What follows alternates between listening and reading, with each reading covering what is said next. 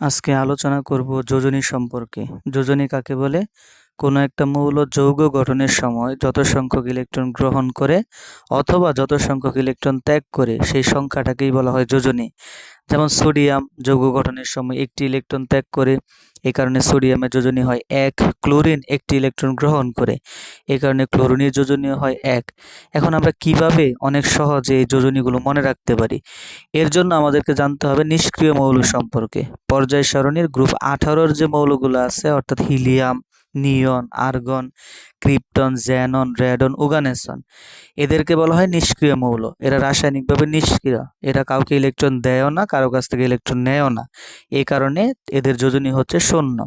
এখন বাকি যে মৌলগুলো আছে তাদের উদ্দেশ্য হচ্ছে এই মৌলসমূহের ইলেকট্রন বিন্যাস অর্জন করা।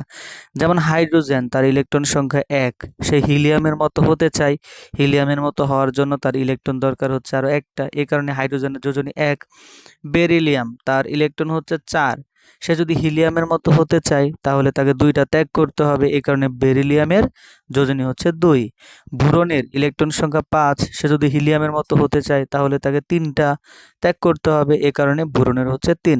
ঠিক একই রকমভাবে যে সকলের ক্ষেত্রে একই নিয়ম প্রযোজ্য। অক্সিজেন, তার ইলেকট্রন সংখ্যা 8, নিয়নের ইলেকট্রন সংখ্যা 10, তো সে যদি নিয়নের মতো হতে চায় তার ইলেকট্রন দরকার হচ্ছে আরও 2টা, এই কারণে অক্সিজেনের যোজনী হচ্ছে 2। একই রকমভাবে আমরা যদি ক্লোরিনের কথা চিন্তা করি, ক্লোরিনের ইলেকট্রন সংখ্যা 17, তার কাছাকাছি নিষ্ক্রিয় মৌল আর্গনের ইলেকট্রন সংখ্যা 18, আর্গনের মতো হওয়ার জন্য ক্লোরিনের ইলেকট্রন দরকার 1টি, এ কারণে ক্লোরিনের যোজনী হচ্ছে 1।